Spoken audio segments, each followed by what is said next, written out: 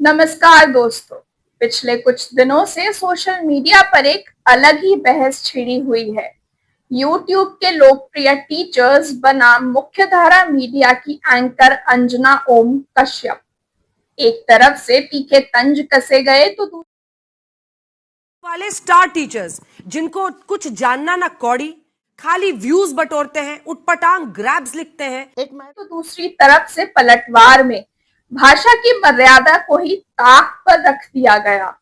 जीभ खींच लेने से लेकर पैरों में गिरने जैसी बातें कही गई। थूक के चला जाएगा, जमीन से गर्दा उठा के धूरा मुंह में डाल के जमनवा खींच लेगा, आदमी से निकाले। लेकिन आज हम यहाँ किसी की तरफदारी करने नहीं बल्कि इस शोर शराबे के पीछे छिपे उस कड़वे सच को समझने आए हैं जिसे दोनों ही पक्ष दबाने की कोशिश कर रहे हैं। सबसे पहले बात करते हैं हमारी मुख्य धारा यानी मेन स्ट्रीम मीडिया की। आज यह बात किसी से छिपी नहीं है कि शाम के प्राइम टाइम शोज अब पत्रकारिता नहीं बल्कि टेलीविजन सर्कस बन चुके हैं, जहां जनता के बुनियादी मुद्दों, रोजगार, शिक्षा और स्वास्थ्य पर बात होनी चाहिए, वहां चार लोगों को बैठाकर सिर्फ चिल्लाना और नफरत परोसना ही मुख्य काम रह गया है। जनता की आवाज उठाने के बजाय जब न्यूज एंकर सवाल पूछने वालों पर ही हावी होने लगे तो गुस्सा आना स्वाभाविक है। लेकिन यहां हमें एक बहुत बड़ा फर्क समझना होगा। जो लोग आज ये कह रहे हैं कि यूट्यूबर्स नौसिखिए हैं या यूट्यूब पर गंभीर पत्रकारिता नहीं होती, वे पूरी तरह गलत हैं। आज देश के कई बेहतरीन, ईमानदार और राष्ट्रीय पुरस्कार विजेता पत्रकारों ने मुख्य धारा के चैनलों को छोड़कर अपने यूट्यूब चैनल शुरू किए हैं। चाहे वो किसी भी विचारधारा के हों, आज ग्राउंड रिपोर्टिंग और निष्पक्ष विश्लेषण का एक बहुत बड़ा हिस्सा यूट्यूब के जरिए ही जनता तक पहुंच रहा है। इसलिए सिर्फ प्लेटफॉर्म के आधार पर किसी को खारिज करना जल्दबाजी होगी। अब बात करते हैं हमारे शिक्षकों की।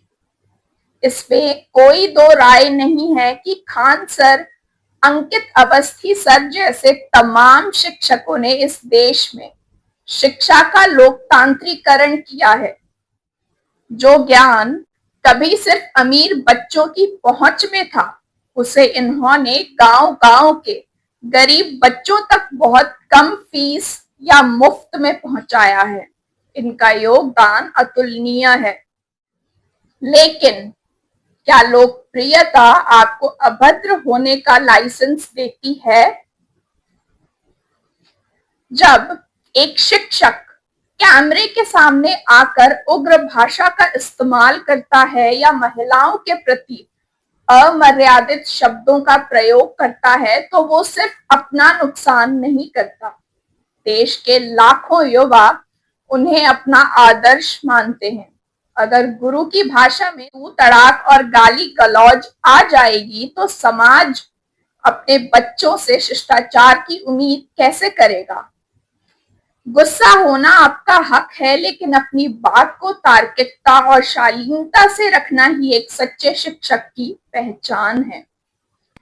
एक और महत्वपूर्ण बात जो इन YouTube क्रिएटर्स और शिक्षकों को समझनी होगी, चाहे आप करंट अफेयर्स पढ़ाते हो या कोई न्यूज एक्सप्लेनर बनाते हो, आपका सोर्स क्या है?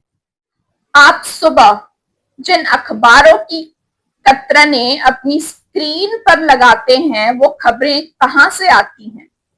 वे खबरें आती हैं देश के उन छोटे जिलों, कस्बों और गांवों में काम करने वाले ग्राउंड रिपोर्टर्स से, जो बिना किसी बड़ी सैलरी या सुरक्षा के धूप और बरसात में घूमकर सच इकट्ठा करते हैं। हाल ही में मेरठ के एक पत्रकार की आर्थिक तंगी के कारण आत्महत्या की दुखद खबर आई। नेताओं की धमकियां झेलकर भी ये पत्रकार सिस्टम से लड़ते हैं। और एक महत्वपूर्ण बात, अगर ये जमीनी पत्रकार खबरें लाना बंद कर दे तो किसी भी यूट्यूब क्रिएटर के पास कंटेंट बनाने का जरिया नहीं बचेगा। इसलिए प्राइम टाइम के मसाला एंकर्स से नाराजगी में पूरी पत्रकारिता को गाली देना थूक कर चाटने जैसा है। पत्रकारिता इस देश की रीढ़ है और इसका सम्मान होना ही चाहिए। अंत में मेरी दोनों पक्षों से यही गुजारिश है, मीडिया के शो रनर यह समझें कि वे जनता के प्रति जवाबदेह हैं, ना कि किसी सत्ता के। और हमारे सम्मानित शिक्षक यह याद रखें कि देश को आपकी बहुत जरूरत है, लेकिन आपके ज्ञान के साथ साथ आपके संस्कारों की भी। गुस्से में भी संयम मत खोइए। एक ऐसा उदाहरण सेट मत कीजिए जिसे कल आपके छात्र देखकर शर्मिंदा हो।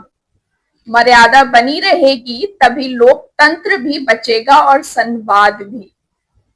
आप इस पूरे विवाद पर क्या सोचते हैं? नीचे कमेंट में अपनी राय मर्यादित भाषा में जरूर साझा करें। धन्यवाद। अगर आपको ये वीडियो पसंद आया हो तो इसे लाइक कीजिए और कमेंट भी कीजिए और सब्सक्राइब करना ना भूलें। हमें आपकी सहयोग की आवश्यकता है।